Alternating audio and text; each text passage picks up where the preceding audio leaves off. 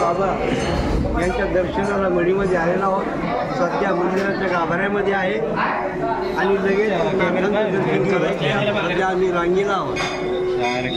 आणि त्याचप्रमाणे सर्व भक्त या ठिकाणी आनंदाने भगवंताचं दर्शन आलेले आहेत।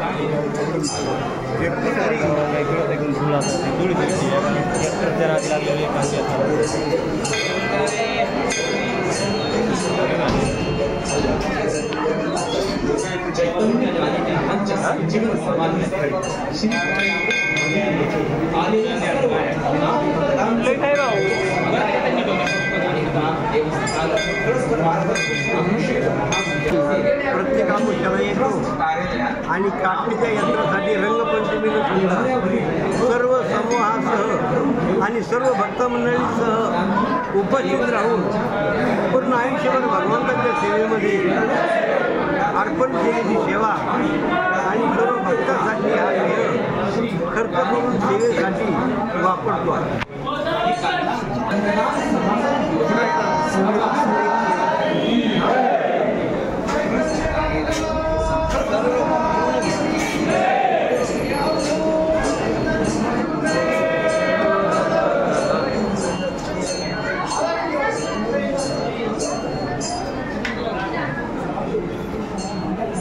व्यक्ती व सामानाची ट्रस्ट कार्यालयाची त्वरित संपर्क साधावा।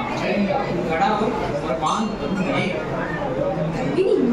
शांततेत शिस्तीत दर्शन नारायण समाधीला अर्पण आपले दाग दागिने संपतात।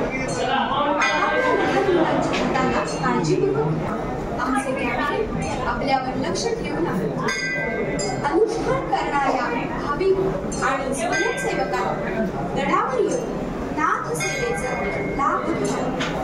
ऑनलाईन देणगी देवस्थान ट्रस्टसाठीची देणगी फक्त इथे गडावरच ठिकाणी या ठिकाणी नाथांचं विश्रांती स्थान लगेचच तुम्हाला पाहायला मिळेल।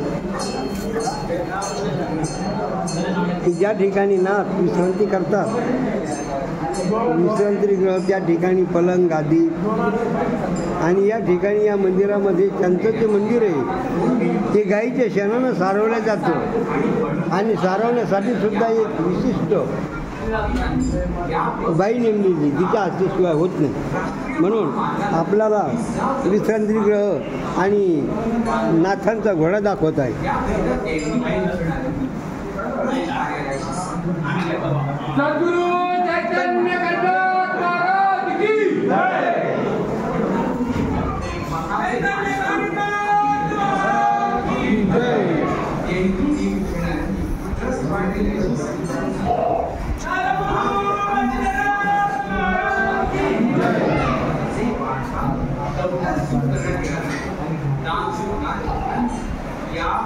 लगेचच आपल्याला गादी घर दिसत आहे। या ठिकाणी नाथ कानिफनाथ बाबा विश्रांती करतात।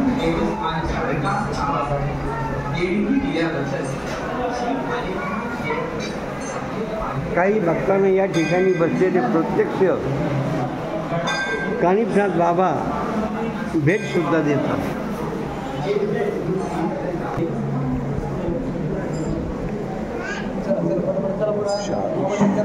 हो।